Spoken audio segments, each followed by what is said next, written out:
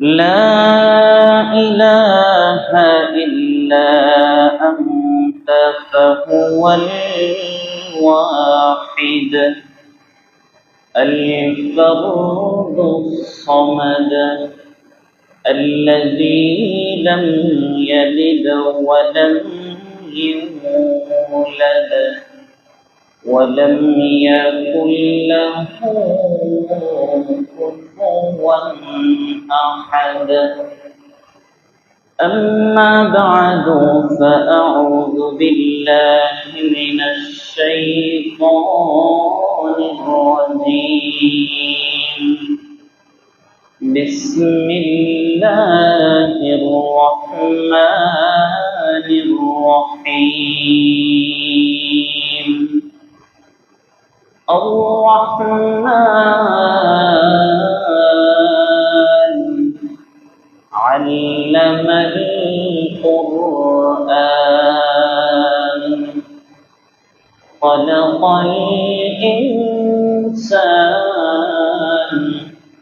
علمه البيان.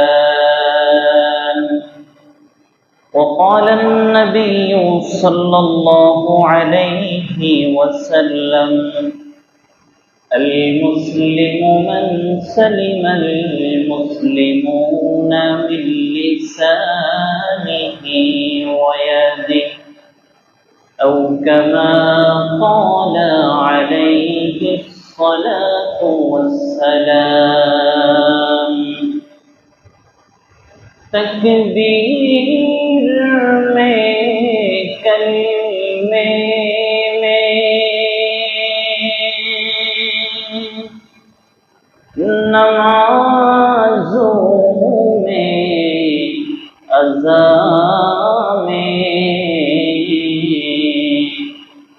اے نام الہی سے ملا لے نام محمد بلغ العلا بكماله كشف الدجى بجماله حسنت جميع خصاله صلوا عليه وآله. محمد نے آ کر کفر کو مٹایا، کفر کو مٹا کر صداقت بتایا.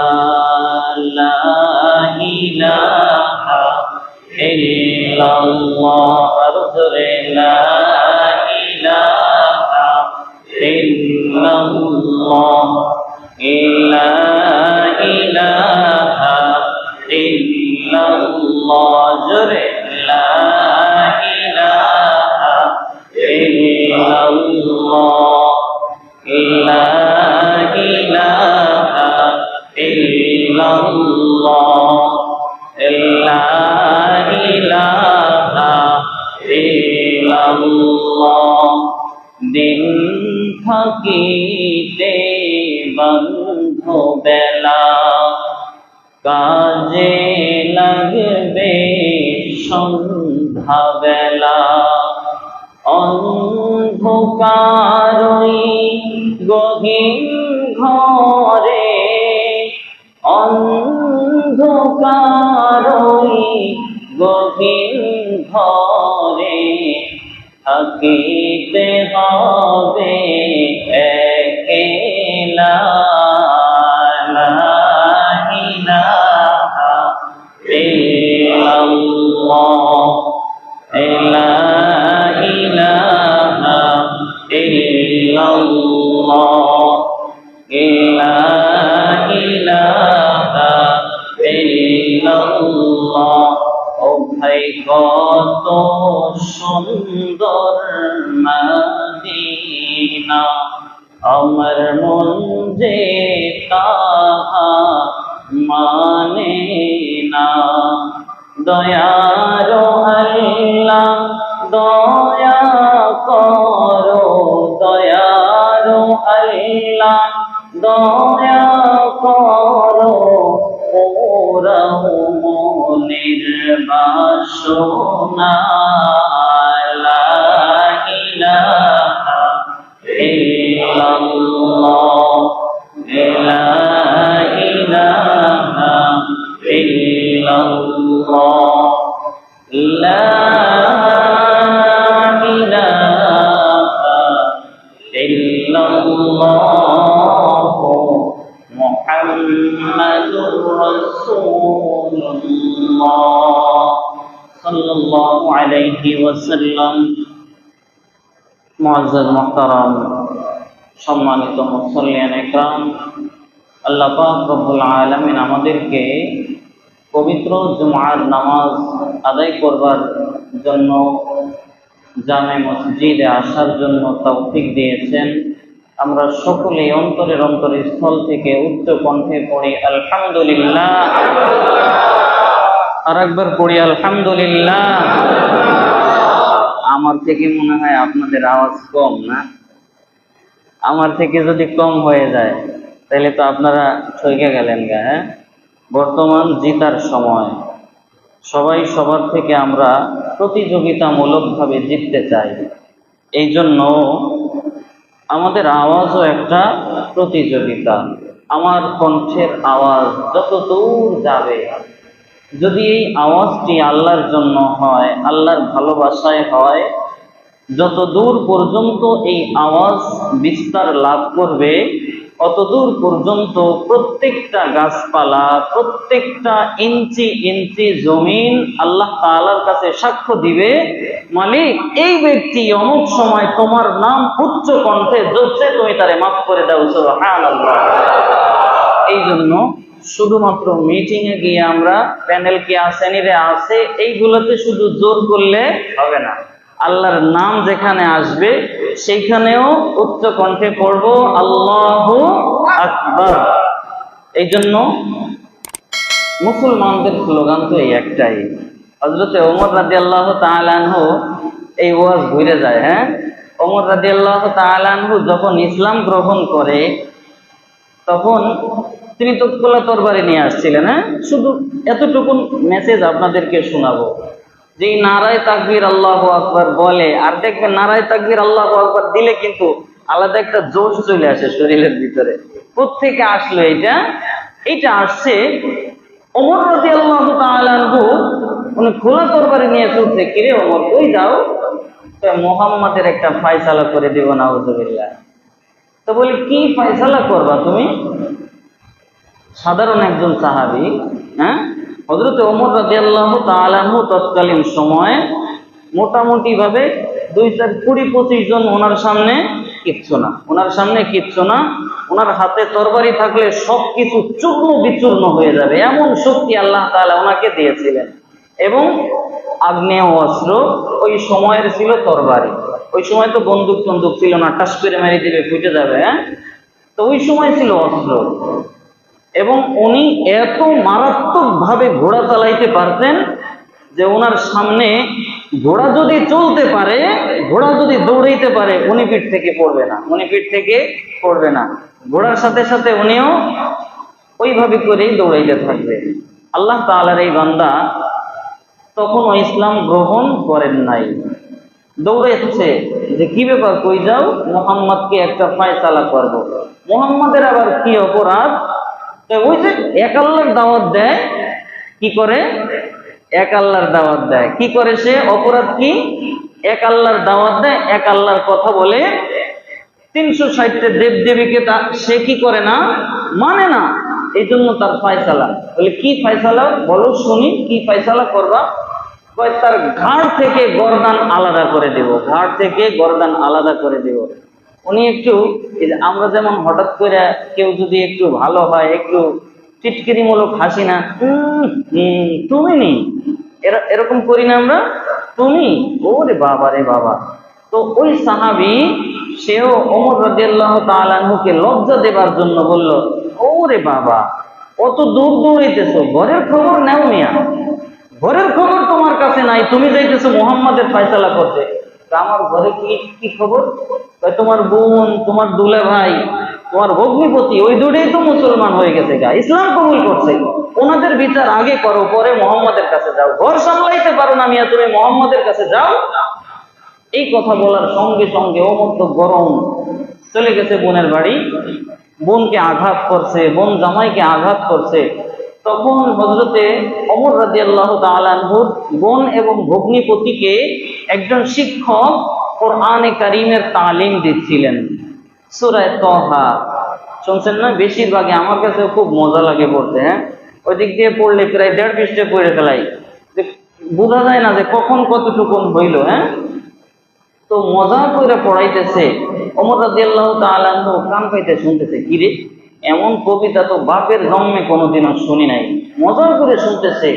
তাহা মা আনজালনা আলাইকাল কুরআনা লিতাশকা ইল্লা তাযকিরাতান লিমান ইয়াখশা তানযীলাম মিম্মান খালাকাল আরদা ওয়াস সামাওয়াতিল উলা। এত সুন্দর করে তিলাওয়াত করে, এত মজা লাগে, কিন্তু এরপরেও মাথা তো গরম। দরজা ধাক্কা দেয়, দরজা খোলো, বলে কে? বলে আমি তোমার ভাই ওমর। শিক্ষক হতভম্ব হয়ে যায়, কই পালাবো, কই লুকাবো? বোন ভগ্নিপতি কোরআনের পৃষ্ঠা, এখন তো কোরআন একসাথে আমরা পাইছি, তখন কোরআনটা এইভাবে একটা চামড়ায়, একটা খেজুরের পাতায়, একটা তালের পাতায়, বিভিন্ন একটা পাথরে খোদাই করে কোরআন এইভাবে বিক্ষিপ্ত অবস্থায় ছিল। যে যতটুকুন পাইছে সে অতটুকুন পড়ছে, মহাব্বত করছে ওইভাবে করে। তো সে তাড়াতাড়ি তার কোরআনের অংশটা লুকাইছে, লুকানোর পরে বলতেছে দরজা খোলো। দরজা খুলছে, বলে কি ভাই, কি ব্যাপার? বলে তুমি নাকি মুহাম্মাদের ধর্ম গ্রহণ করছো। বনে কথা বলে না, ভগ্নিপতিকে বলে কি ব্যাপার, তুমি নাকি মুহাম্মাদের ধর্ম কবুল করছো। এবার তার বোন এবং তার ভগ্নিপতি বলে, ভাইয়া যা শুনেছেন সত্য শুনেছেন, আমরা এক আল্লাহ তাআলার উপরে ঈমান এনেছি, আমরা পড়েছি আশহাদু আল্লা ইলাহা ইল্লাল্লাহু ওয়া আশহাদু আন্না মুহাম্মাদান আবদুহু ওয়া রাসূলুহু। বলে আমরা বিশ্বাস করি আল্লাহ একজন ব্যতীত আর কেউ নাই। বলে তাহলে 360টার যে আমরা পূজা অর্চনা করি, আমরা তো তাদেরকে আল্লাহ মানি, তাহলে তা কি হবে?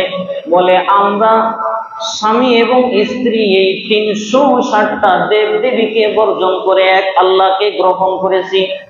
ওয়া আশহাদু আন্না মুহাম্মাদান আবদুহু ওয়া রাসূলুহু, এবং আমরা এও সাক্ষী দিয়েছি মুহাম্মাদুর রাসূলুল্লাহ পড়েন সাল্লাল্লাহু আলাইহি ওয়াসাল্লাম।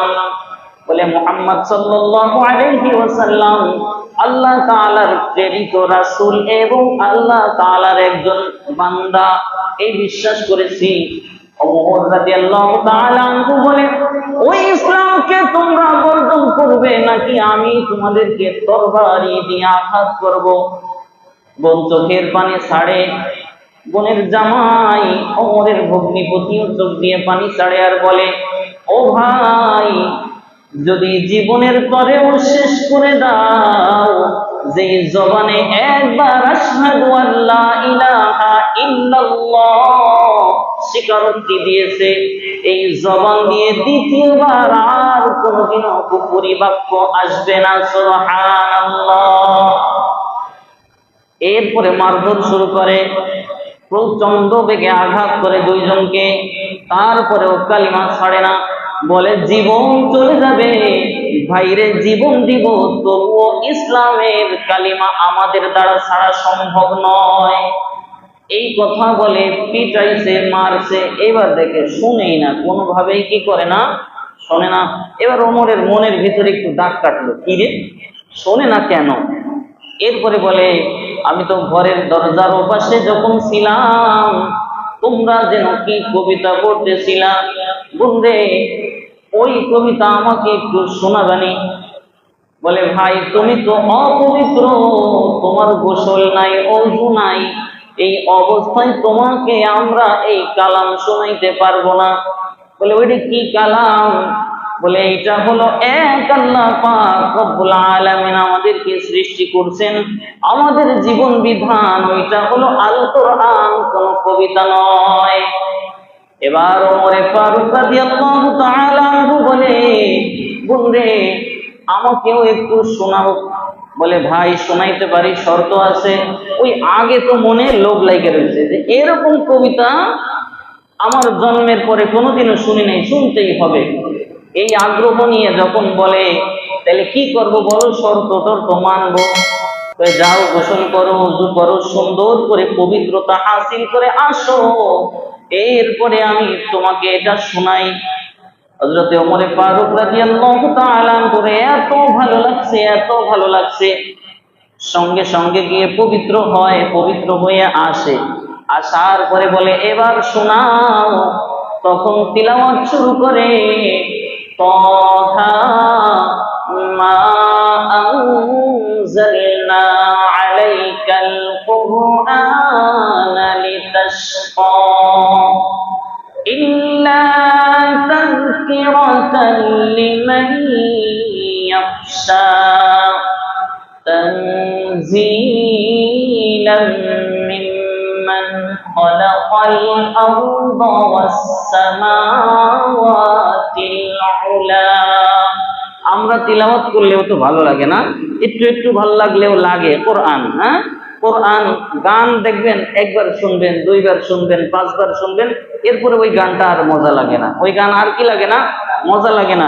আপনার জন্মের পর থেকে নিয়ে আজ পর্যন্ত সূরা ফাতিহা শুনতেছেন, কোনোদিনও তো আপনারা আমার আইসে বললেন না, হুজুর এই যে তো অনেক পুরান হয়ে গেছে, একটু পাল্টাইয়ে ধরেন। হ্যাঁ, হাফেজ সাহেব মানুষ, একটু পাল্টাইয়ে ধরেন না হুজুর। কোনোদিন কেউ এসে বলছেন? বলেন নাই। কারণ কি? যখনই কোরআন তিলাওয়াত শুরু হয়, আল্লাহ পাক রব্বুল আলামিন আসমান থেকে প্রতিটা মানুষের উপরে বৃষ্টির মতো রহমত বর্ষণ করেন। সুবহানাল্লাহ। এই আসমান থেকে যখন রহমত বান্দার মাথার উপর পড়ে, বান্দার শরীরটা পুরো শীতল হয়। আমরা তো গুনাহগার, যার কারণে আমাদের ওরকম ভাবে বুঝে আসে না, শুধু মনের ভিতরে ভালো লাগে যে হ্যাঁ ভালোই তো হইতেছে, হ্যাঁ ভালোই হচ্ছে। হ্যাঁ, আমার এক মুসল্লি, নাম বলবো, একেবারে এই যে 2-3 জনের ভিতরে আছে। উনি একদিন বলতেছে, হুজুর এটা কথা কই, মাইন্ড করবেন না? বলেন আঙ্কেল বলেন। বলতেছে, হুজুর যেদিন আপনি ছোট্ট করে কিরাত পড়েন, মনে মনে কয় শালার হুজুর আজকে ছোট্ট করে কিরাত পড়লো। হ্যাঁ, এই জন্য নাম বললাম না, মুরব্বী মানুষ, দেখেন কতটা আগ্রহ নিয়ে কোরআন শোনে। বলে, শালার হুজুর আজকে ছোট এই সূরাগুলা কম করে পড়লো। তো কই চাচা আপনার বয়সটা, আঙ্কেল বয়স তো অনেক হয়েছে, কষ্ট হয় না? হুজুর কষ্ট হইলেও এখন এইটাই মজা লাগে, এইটাই মজা লাগে। তো কোরআন এই কোনোদিন পুরাতন হয় না, কোরআন কোনোদিনও কি হয় না, পুরাতন হয় না, মজাও যায় না। ওমর রাদিয়াল্লাহু তাআলা যখন এই কালিমাগুলো শুনছে ওযু অবস্থায়, তখন ও ইসলাম কি করে নাই, কবুল করে নাই। কোরআনের বাণী যখন তার দিলের ভিতরে আসে আর দেখে সাধারণ কবিতাগুলোর সাথে আর মিল হয় না, সাধারণ কবিতা একটার সাথে আর একটা মিলে না, কথা এবং ছন্দ এক হয় না। এই একটা ঝামেলার ভিতরে পড়ে গেল। বলে যে এই কবিতা লেখছে কে, এই কবিতা লেখছে কে? ওমর রাদিয়াল্লাহু তাআলা বোনদেরকে জিজ্ঞাসা করে, বোন এই কবিতা লেখছে কে? মুহাম্মদ লেখছে? সবাই জানে মুহাম্মদ সাল্লাল্লাহু আলাইহি ওয়াসাল্লাম উনি তো কোনো স্কুলের বারান্দায়ও যান নাই কোনোদিনও। আল্লাহ তাআলা যা কিছু ওনাকে শিক্ষা দেওয়ার দরকার সব কিছু কলিজার ভিতরে ঢুকাই দিয়েছেন, ওই শিক্ষায় তিনি শিক্ষিত। তো এই কথা বলার পরে মুহাম্মদ লেখছে? কয় না, এটা মুহাম্মাদের কথা নয়, এটা হলো আল্লাহ পাক রব্বুল আলামিনের কালাম। কয় চলো আমাকে মুহাম্মাদের কাছে নিয়ে চলো। তরবারি যে খাপের ভিতরে ঢোকাবে এই কথাও মনে নাই, তরবারিটা খোলা অবস্থায় আছে, হাতে তরবারিটা হাতে আছে। আল্লাহর হাবিব সাল্লাল্লাহু আলাইহি ওয়াসাল্লাম মেম্বারে বসা, এই মেম্বার কিন্তু রাসূলের মেম্বার, এই মেম্বারটা কার? রাসূলের মেম্বার। যার কারণে এখানে ওলামা একরাম ছাড়া কাউকে বসার অনুমতি দেওয়া হয় না। এই জন্য ওই যে অনেক সময় তাবলীগের ভাইরা আসে, হ্যাঁ ওলামা একরাম আসলে তারা বসে বয়ান করতে পারেন, কিন্তু ওলামা একরাম ছাড়া এখানে বসা অনুচিত, একেবারে অনুচিত। কেউ যদি জোর করে বসতে পারে, হ্যাঁ কেউ জোর করে বসলে বসতে পারে, কিন্তু ওলামা একরাম ছাড়া এখানে বসা অনুচিত। তো আল্লাহ রাসূল এই মেম্বারের উপরে বসা, সাহাবা একরাম সামনে গোলাকৃত হইয়া আল্লাহ রাসূলের দিকে তাকানো, দেখে দূরে খোলা তরবারি নিয়ে ওমর আসে। এবার এক সাহাবী বলে, ইয়া রাসূলুল্লাহ, ইয়া হাবিবাল্লাহ। ওই যে দূরে দেখা যায় ওমর খোলা তরবারি নিয়ে আমাদের এই মজলিসের দিকে আসে। ইয়া রাসূলুল্লাহ, হুকুম দেন, আমাদের যত সময় পর্যন্ত দেহের ভিতরে প্রাণ থাকবে ওমর এই মজলিসে আসতে পারবে না। ওমরকে যদি প্রতিহত করতে আমাদের সকলের জীবন দিতে হয়, ইয়া রাসূলুল্লাহ, আমরা সবাই জীবন দিতে প্রস্তুত। আল্লাহ রাসূল সাল্লাল্লাহু আলাইহি ওয়াসাল্লাম মুস্কি হাসলেন, আরে তোমরা থামো, ভয় নাই ভয় নাই, আমি আল্লাহ তাআলার কাছে দোয়া করেছিলাম, আল্লাহ হয়তো আবু জাহেল কে, হয়তো আবু জাহেল নয়তো ওমর, যে কোনো একটারে তুমি ইসলামের ভিতরে দাও, ইসলামের ভিতরে দিয়ে ইসলামকে তুমি শক্তিশালী বানাই দাও। আল্লাহ রাসূল বলে, ও আমার সাহাবীরা, আমার কাছে মনে হয় আল্লাহ ওমরের জন্য দোয়াটা কবুল করে নিয়েছে। এ কথা যখন বলছে ওমর, যখন এই মজলিসে আসে, আসার পর আস্তে আস্তে দেখে ওর তরবারি নিচে নামে আর শরীরের ভিতরে কাঁপাকাঁপি শুরু হয়ে যায়। কি ব্যাপার ওমর, তোমাকে এমন ভীত সন্ত্রস্ত দেখা যাচ্ছে কেন, ভয় পাচ্ছ কেন?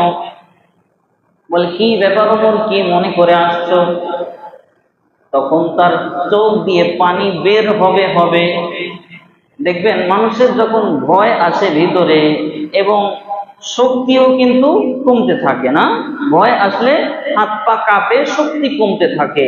তো কাঁপা কাঁপা গলায় বলে, ইয়া রাসূলুল্লাহ, আর দেরি কইরেন না, আমি হাতটা বাড়াইলাম, আপনার হাতটা আমার হাতে দেন আর আমাকে কালিমা পড়াইয়া মুসলমান বানাইয়া দেন।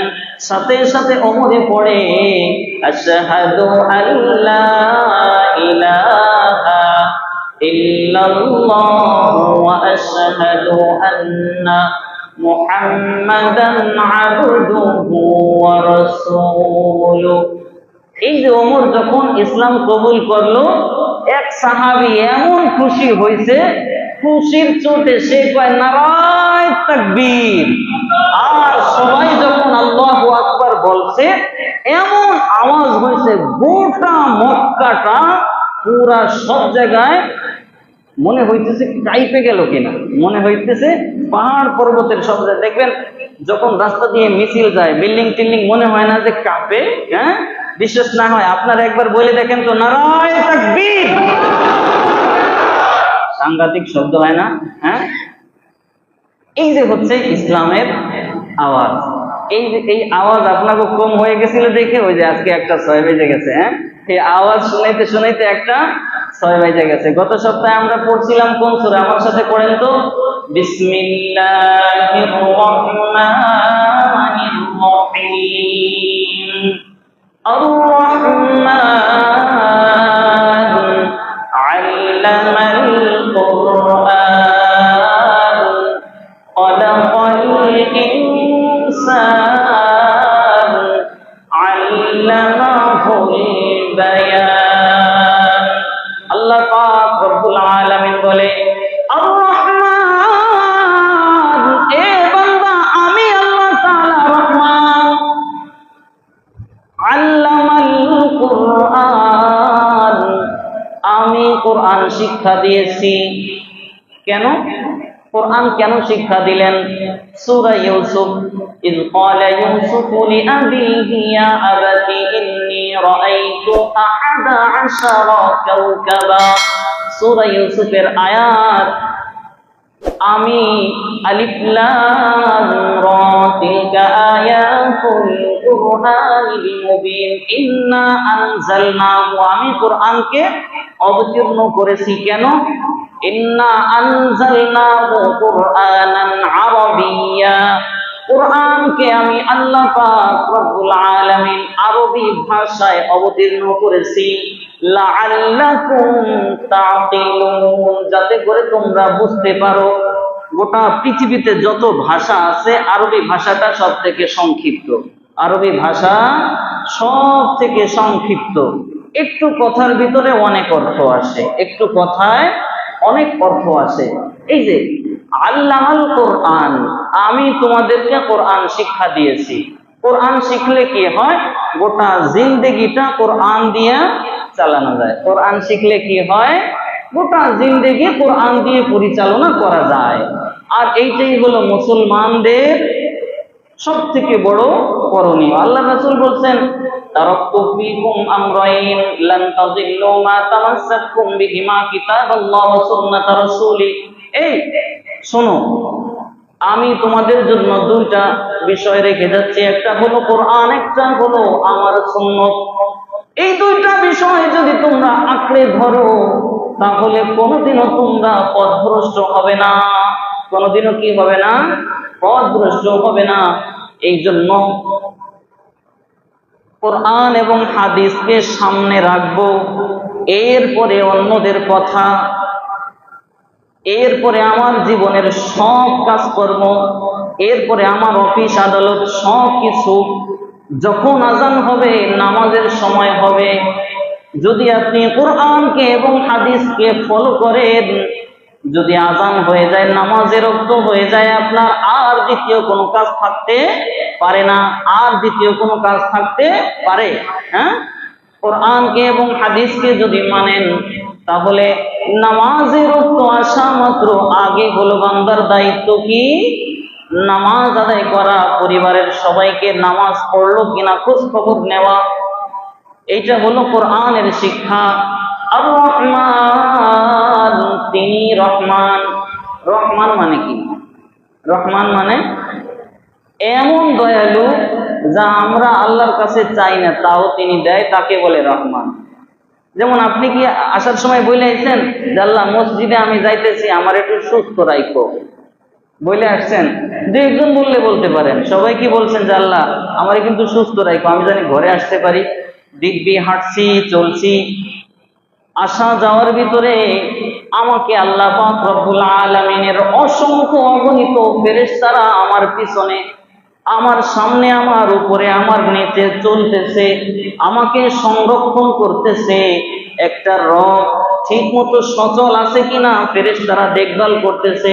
কোন রগের ভিতরে রক্ত বন্ধ হয়ে গেল কিনা দেখে কে? কারা দেখে? এটা ডাক্তাররা সবসময় দেখে, ফেরেশতারা দেখে।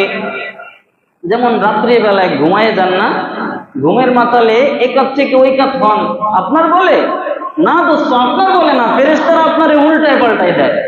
ফেরেশতারা বোঝে যে আপনার এই পাশের এখন এই জিন জিন ধরে গেছে, গা হাত পায়ে জিন জিন ধরে যায় না, এক সাইডে শুয়ে থাকলে এইভাবে কাইতে হয়ে দেখলে ওরে বাবা রে বাবা আর ওঠে না, এমন হয়ে যায় না?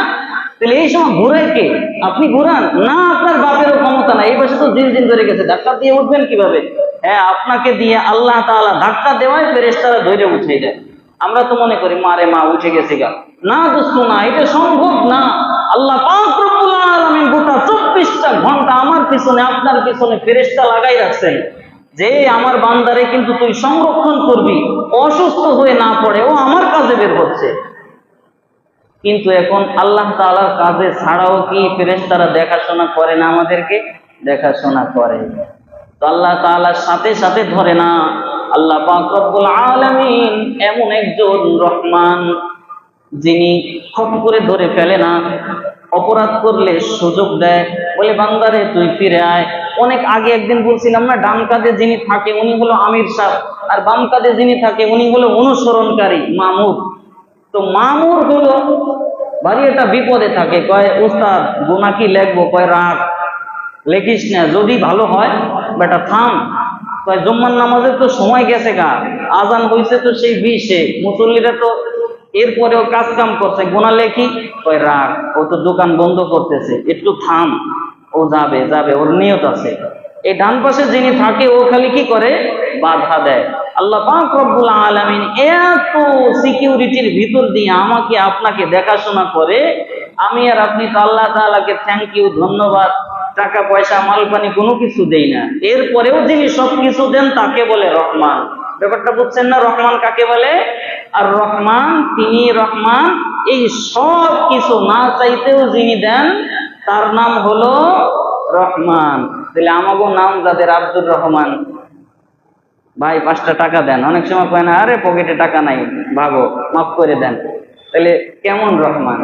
ওই শুরুতে আব্দুন লাগাইতে হয়, শুরুতে আব্দুন মানে বান্দা রহমান, আল্লাহ রহমান না। এই জন্য আল্লাহ তাআলার সিফতি নাম যদি কারো রাখে, শুরুতে আব্দুল অথবা গোলাম, এইটা জয়েন্ট কইরা নাম বলতে হবে, না হইলে কবিরা গুনাহ হবে, না হইলে কি হবে, কবিরা গুনাহ হবে। কারণ হচ্ছে আল্লাহ তাআলার নামে ডাকা তো সরাসরি আল্লাহ তাআলাকে ছাড়া আর কেউকে ডাকার অনুমতি নাই। কারণ হলো আপনি ডাকলেন, মিথ্যে কথা হবে, ডাকা মিথ্যে কথা হবে। এই যতগুলো সিফত বললাম, একটাও কি কোনো বান্দা দিতে পারবে? যত বড় ডাক্তারই হোক, প্রত্যেকটা রোগ রেশার ভিতর দিয়ে কি সে কোনো কিছুর চিকিৎসা চালাইতে পারবে? প্রত্যেকটা রোগের ভিতরে একদম সুতার থেকেও চিকন।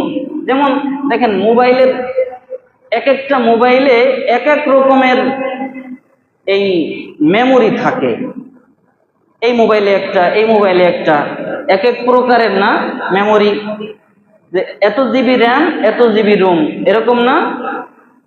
আল্লাহ পাক রব্বুল আলামিন মাথার ব্রেনের উপর দিয়ে দেখছেন এইভাবে পেঁচাইছে, হ্যাঁ এভাবে পেঁচাইছে না, জন্মের পেঁচানো।